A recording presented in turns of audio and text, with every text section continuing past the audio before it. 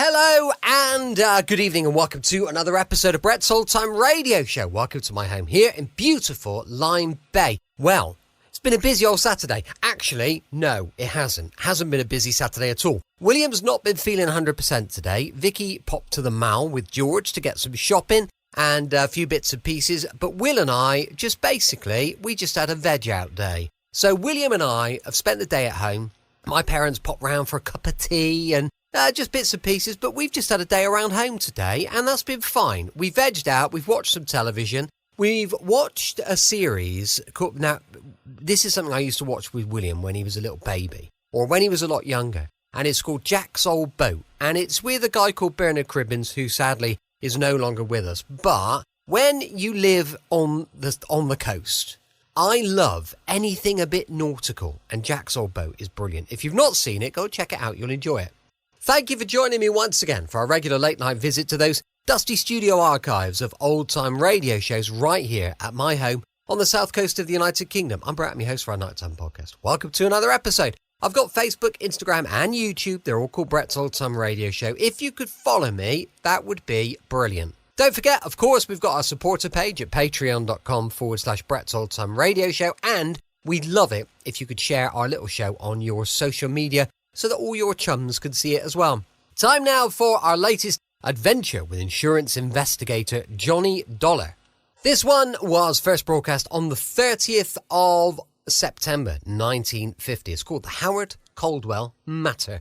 From Hollywood, it's time now for Edmund O'Brien as Johnny Dollar. This is Mrs. Ernest Caldwell, Mr. Dollar. Oh, yes, Mrs. Caldwell. I'm the investigator your insurance company has hired to look for your son. Yes, I understood that from the message you left. Howard is dead, Mr. Dollar. When did you learn this? I don't have to learn. It's one of those things a mother feels. My son was a part of me. And when he died, I felt it. Oh, I see.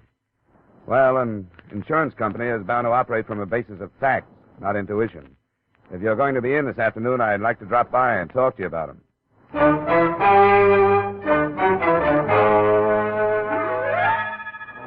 Edmund O'Brien in another adventure of the man with the action-packed expense account. America's fabulous freelance insurance investigator. Yours truly, Johnny Dollar.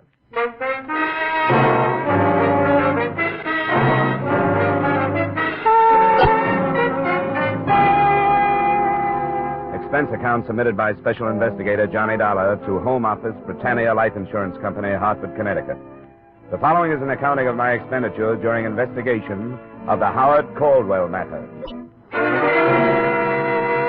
Expense account item 1, $6.50 transportation round trip between my Hartford apartment and the Caldwell country estate. From every angle, inside and out, the place looked more like a museum than a dwelling. And Mrs. Caldwell struck me as the mother of all the answers as to why boys leave home. I don't know why Howard left. I simply can't understand it. No mother could have been more devoted than I. Except at school, I never left him alone for a moment. I made him share everything with me. I protected him and I advised him. And yet... Yeah. Well, now let's get these facts in order. Name, Howard. Age 23, left here for San Francisco, California about a year ago. What was he doing in San Francisco? Oh, he was studying to be an artist. In a rather deceitful way. He knew I didn't approve. He told me he wanted to go to the coast to see a football game. Then he wired me that it had been delayed. And the next thing I knew, this letter arrived, saying that he'd met some people out there, that he didn't need any money, and that he'd enrolled in this art school. I didn't believe it. I knew he was in trouble then. What's the name of the school? The Orlando School of Art. I wrote and begged him to come back, and he answered that he thought it would be better if he didn't, as if he were being threatened. Why would anybody threaten him? Well, I don't know. He told me very little of what he was doing. That's why I knew he was in trouble. Because we always shared everything.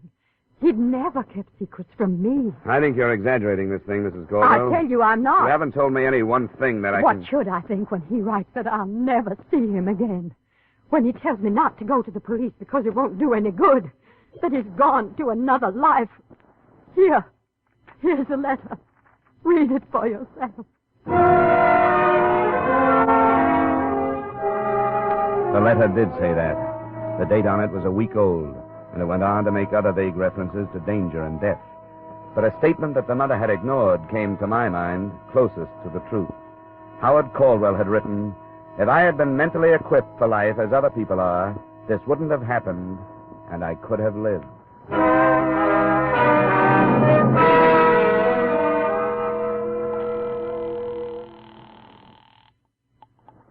Britannia Life Insurance Company, Mr. Nathan's office. This is Johnny Dollar. Is he in? Oh, yes, Mr. Dollar. Just a second. Well, Dollar, that was a quick trip. What do you think of Mrs. Caldwell? Well, that's neither here nor there. How'd she happen to turn to you? Her lawyer advised her to. See, we carry a big policy on the son. The lawyer told her that putting the problem in our lap is the best way to do it. And there was something about a letter advising her not to go to the police. Yeah, I read it. Well, we ordinarily don't do this sort of thing, as you know, but it's a matter of $200,000. Did it sound like suicide to you? Well, it sounded vague. He's been writing his mother a lot of double talk that she's been interpreting in her own motherly way. Uh-huh. He was supposed to come home this summer and didn't. I don't know what to make of it. If you want to find out anything, you won't get it from her. Could you go out to San Francisco? Oh, sure, but let's not share this with Mrs. C. She'd probably beat me out there.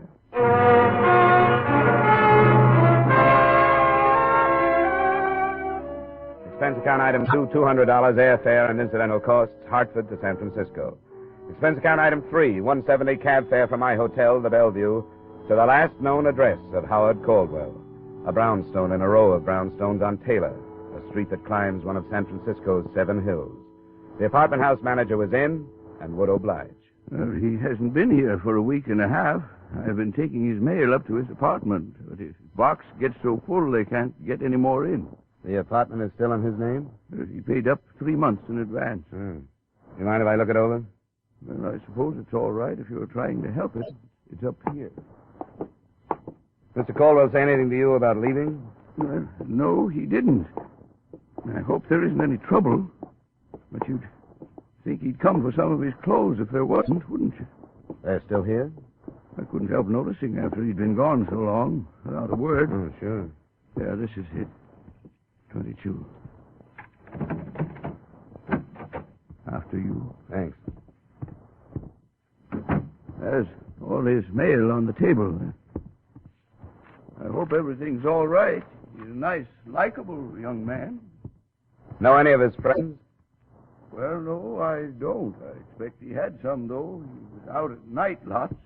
He never came home drunk or anything, no. Well, if you don't mind, I think I'll run through the place. I won't be long. Well, I suppose it's all right as long as I'm here. After I'd finished, I knew very little about Howard Caldwell that I hadn't already known. The letters on the table were, as to be expected, all from his mother. A drawer in a bedside table gave me something too odd to be ignored. 25 or 30 match folders, all from bars or restaurants, all empty of matches, and each marked in pencil with a date. The earliest, May 4th, 1950. The most recent, September 12th. A closet gave me a portfolio of sketches from various perspectives, and they looked like a brunette.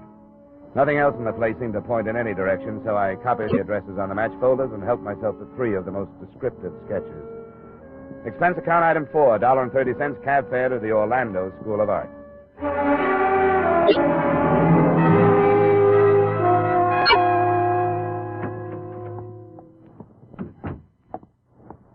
How do you do?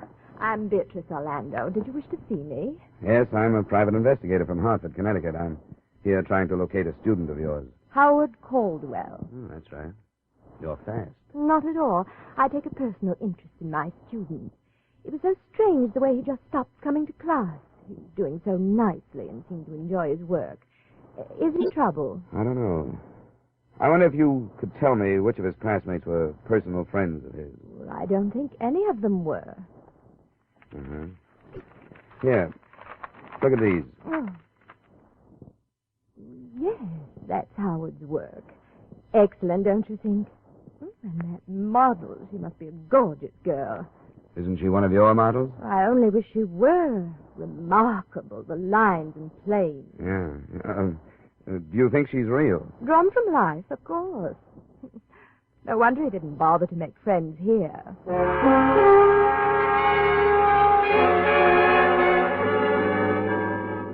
Expense account item 5, $45, see enclosed bar tabs. At night, I started making the rounds of the addresses I'd copied from Howard Caldwell's collection of dated match folders. They led me from San Francisco's North Beach section to another area called the Mission, across the bay to the city of Oakland, and back to San Francisco.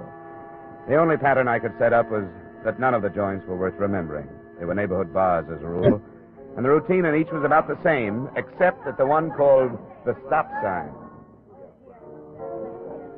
Is the drink all right, mister? Yeah, it's fine. Say, I wonder if you could help me. How? I'm looking for an old friend of mine. I understand he used to come into this bar. Here. Here's a photograph of him. Name's Howard. No. No, I don't remember him. I got a mind for faces, too. And then look at this. It's only a sketch. Have you ever seen a girl who looks like this? It's a gag. No, it isn't. Makes you think it would be. You mean this is a drawing of a real dame? That's right. And for 10 or 20 bucks extra, I can have the genuine photograph to hang up behind my... Get out of here. Wait a minute. Has somebody tried to sell you a deal like that?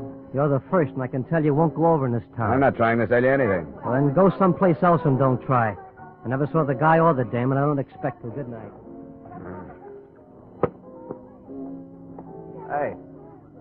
Hey, let me see a picture, will you? Sorry, Mac. It's private. Wait a minute.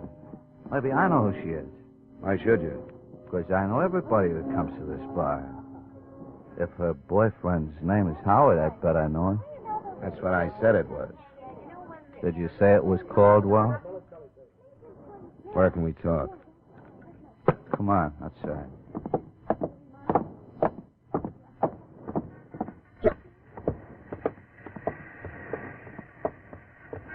You know where Caldwell is? Yes, sucker, I know where he is. Keep it quiet. Hey. We'll both keep it quiet, huh? I'll take this out of your ribs if you play ball. That's a deal. Up to the corner, then, and across the street.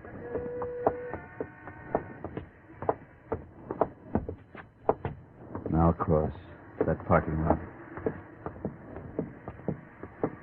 The yellow club coupe. Don't bother memorizing the license number. It's phony. Here he is. How are you? I'm fine. Thanks for asking. Get in the back. We could drive out toward the beach, JB. What do you think? That's better than here. I'll swing over to Fulton and take that out.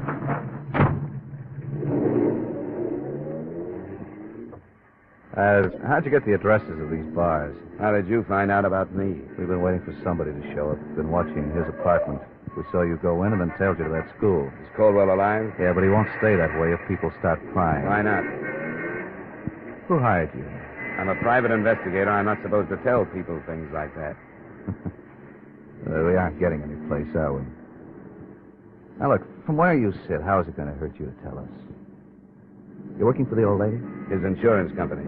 They carry a policy on it. Well, lay off, JB. It's not funny. The devil it is. Stupid jerk. Watch it, JB, will you? I've only got one thing to say, Dollar. Stop looking for him. Leave things the way they are. I'm giving you the best advice anybody could. Drop it. Go on home. Can't do it. I'm stuck. You ought to understand that. It's my business. If I give up on one job, I'll never get another. Yeah, I guess you got a point at that. Drive him back to his hotel, JB. It's Bellevue, isn't it?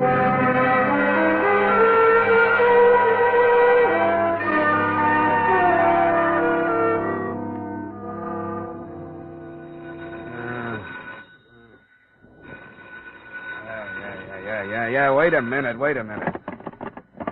Yeah, what is it? It's 5:30, the early edition seeing the streets. What? Who is this? You'll remember when you wake up. Go buy an Examiner, page 1, headlines. Yes, sir. Huh? Send me some coffee, will you? And the early Examiner. Yes, sir. I think the coffee shop is just opening. A couple of cigarettes later, room service arrived. The headline read, Syndicate head found slain in auto trunk. Benjamin Miller, Western gang chief, shot to death. I didn't see how there could be any connection between a dead mobster and the Howard Caldwell matter. But that only proves how wrong an investigator can be.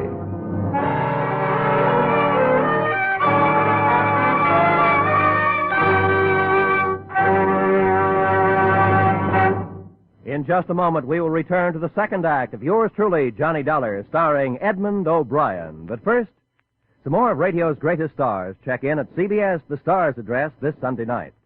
The first you'll hear are Amos and Andy. Then, a little later this Sunday, we'll welcome Red Skelton back from summer vacation. With Joey Adams, Eve Arden, Jack Benny, and Corliss Archer already on hand to bring you great comedy, be sure you add Amos and Andy and Red Skelton to your Sunday night listening dates, starting this Sunday over most of these same CBS stations. And now, back to our star, Edmund O'Brien, and the second act of yours truly, Johnny Dollar.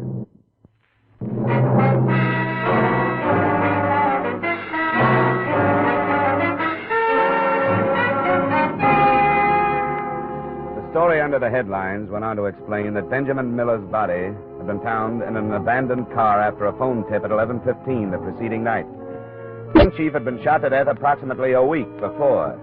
It was feared that an underworld war would be touched off by the killing, since Eastern operators allegedly had threatened to force Miller out of business on the West Coast. The police had decided to play a waiting game. No lead in all that. But on page 4, there was a picture. Ben Miller in happier days. At his side stood a brunette that matched the one in Caldwell's sketches point for point. Nora Rush, with an address on Ardmore Street in Los Angeles. Yes, sir.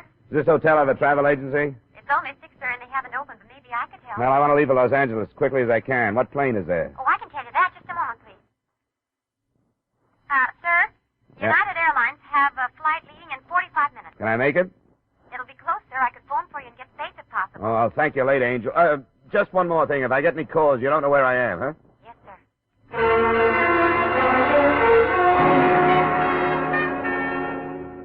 Expense account item 7, $5 cab fare and $5 tip for a taxi driver who got me to the airport in 20 minutes. Item 8, $20, United Airlines to Los Angeles. And item 9, same as 7, taxi trip to Nora Rush's Ardmore Street address. I arrived there at 9:15.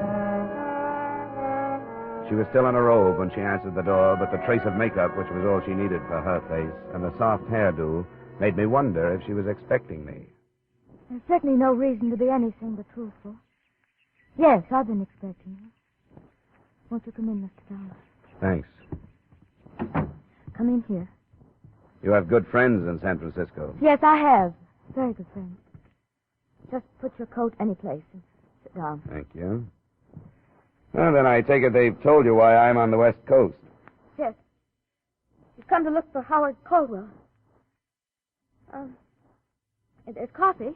Would you like some? No, thanks. I've had plenty. Do you know where he is? No, I don't. No, I don't know where he is. I don't know. Oh, come on now. Stop that. Why did you go? Why did you go?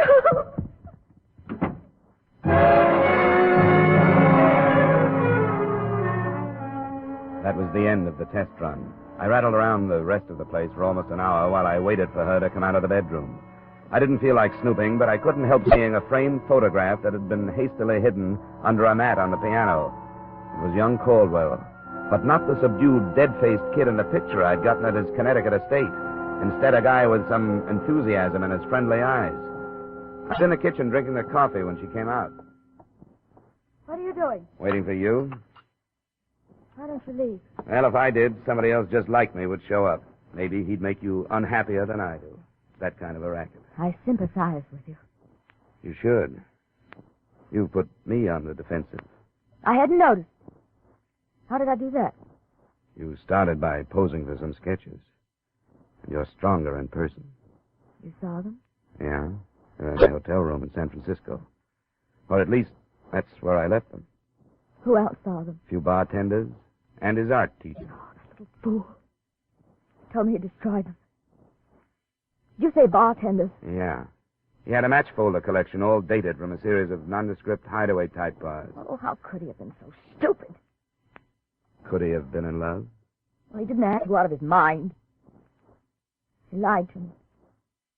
He told me there was nothing to link us together. What's the difference if there is? Because Howard killed Ben Miller. And nobody will believe it now. Why won't they believe it? It was my gun.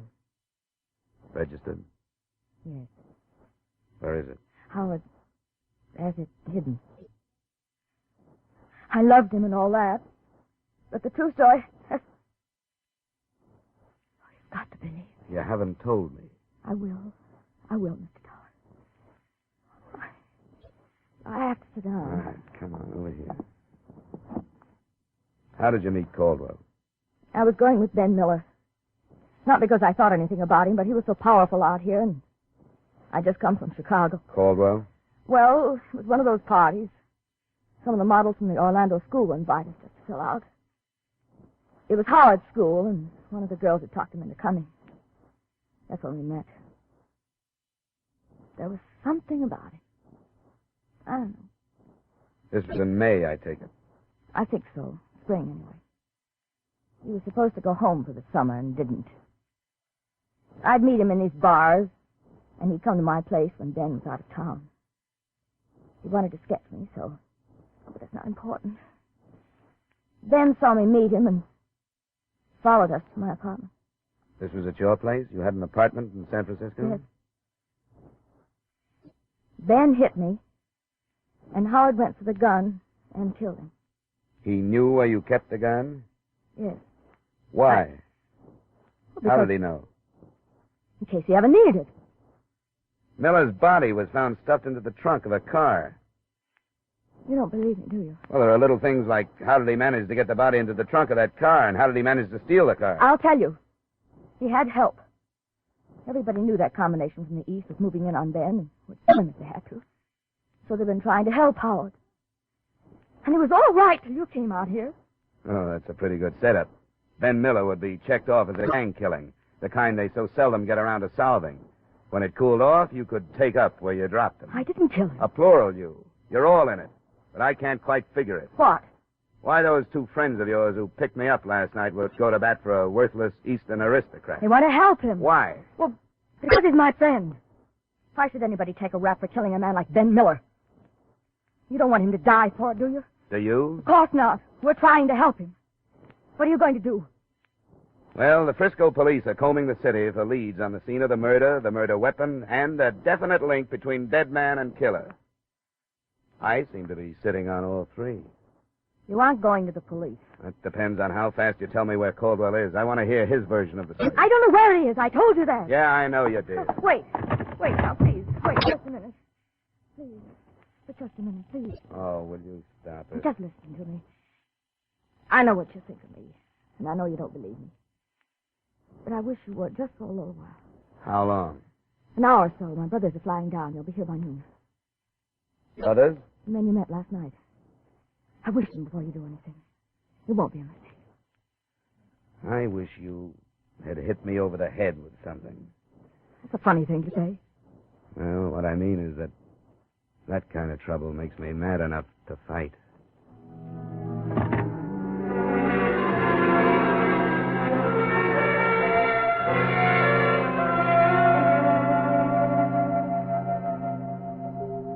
Oh, there they are, Johnny. I'll go. Wait a minute. Sit down. We're back in Johnny! business again, gorgeous. Sorry. I'll let him in. All right, go ahead, you stubborn jerk. Come in. Where's the other one? Stayed in Frisco. Sorry I couldn't get here faster, honey. Are you all right? I'm all right, Al. Did you tell them how it happened? Yes. She told me and we made a deal. I wouldn't phone the police until I talked to you. Still stands. Can I get you anything, Al? Yeah, a drink would help. All right. Look, Dollar. For some reason, my sister fell for this kid. I guess it was the first time in her life that something decent came along for her. He wanted to marry her. Then it fell to pieces when Caldwell lost his head and shot Ben. What really happened, Al? Ben made a lot of threats and stirred up all the mud in Nora's life. She tried to stop him, he slugged her, and that was it. Were you there? No, I wasn't there, but that's what happened. Leave it alone, Dollar. Ben had the finger on him anyway. Why not let it cool off? There are a number of reasons. Unfortunately, I'm burdened down with a vague but heavy thing called ethics. It says so on my license. Another thing, if I forget it, it makes me an accessory to the killing. But most important at the moment is the fact that I'm not sure that Caldwell is guilty. Keep coming, darling. It would make more sense if you were protecting your sister instead of that punk. Would you agree? It's not true. Stay out of it, honey. Isn't that why all of you have been working so hard to keep me away from Caldwell? Because you don't want me to hear his pitch? Okay, I'll take you to him. He's here in Los Angeles. Al. For the drinks. I'm giving ground, dollar. What do I get from you? You've already gotten it. I didn't call the police. Somebody is going to blow your head off one of these times, dollar. There's a car in the garage, honey.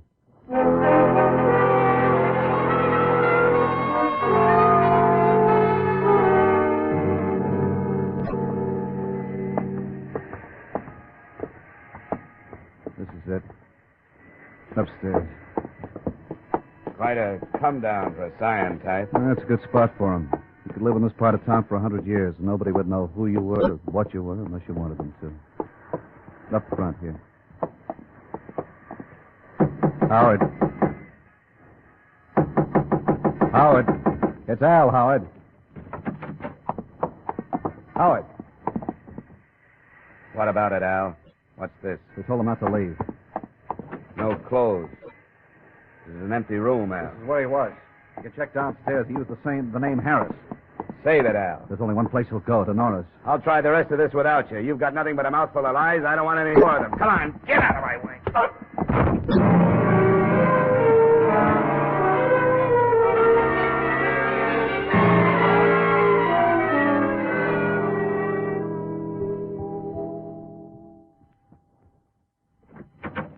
Caldwell here? Yes, he's been here all morning.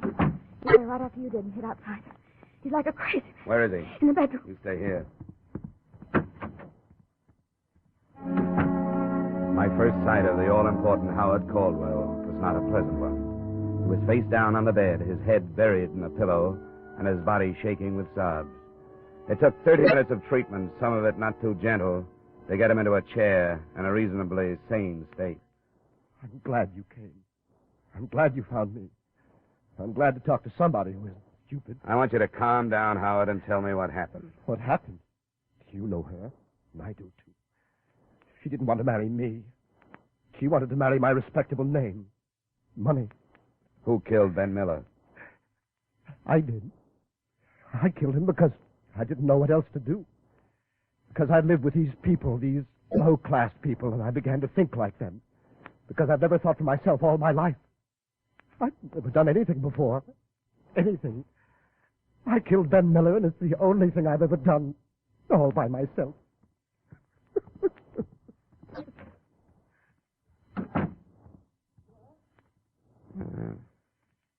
Why did you risk all this to protect him? I don't know. Because there was something that drew us together. He was lost, and so was I. And I figured it was my fault. I'd drawn him into my life. He hadn't drawn me into his. I thought I owed it to him. But he's a snob, isn't he? Yeah. Yeah, I'm afraid so. He called me a tramp. But I guess when you take a guy like him, who wants to get away from his kind of life, and a dame like me who wants to get away from her kind, and neither one can figure it out. What can you expect but trouble?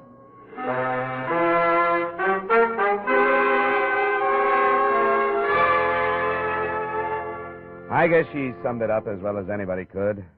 I turned him in for murder, and those who try to help him as accessories. It's for the legal brains to decide whether the policyholder will live or the executed.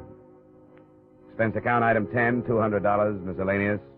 Item 11 is item 2, transportation back to Hartford. Account total $1,050. Yours truly, Johnny Dollar.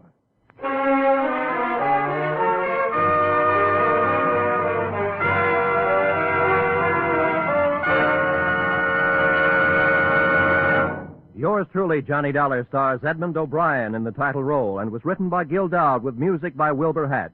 Edmund O'Brien may soon be seen in the Paramount picture Warpath. Featured in our cast were Lorene Tuttle, John McIntyre, Bob Sweeney, Hy Averback, John Boehner, Gene Bates, and Jeanette Nolan. Yours truly, Johnny Dollar, is produced and directed by Jaime Del Valle.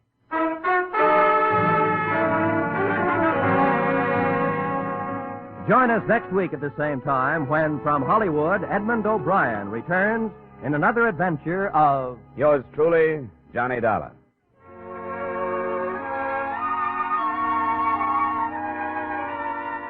This is Roy Rowan speaking. Stay tuned now for Vaughn Monroe's Caravan, which follows immediately over most of these same CBS stations. This is CBS, the Columbia Broadcasting System. Welcome back. Hope you enjoyed our latest adventure with insurance investigator Johnny Dollar, and tomorrow we'll be back with more adventure from Simon Templar and the Saint, going live at 5 p.m. GMT. As I mentioned earlier, we've got a supporter page, patreon.com/Brett's Old-Time Radio Show, and please do share our show across your social media. Thanks for listening. I'll be with you 7 days a week, each and every week, and I'll see you tomorrow on Brett's Old-Time Radio Show. Love you. Bye.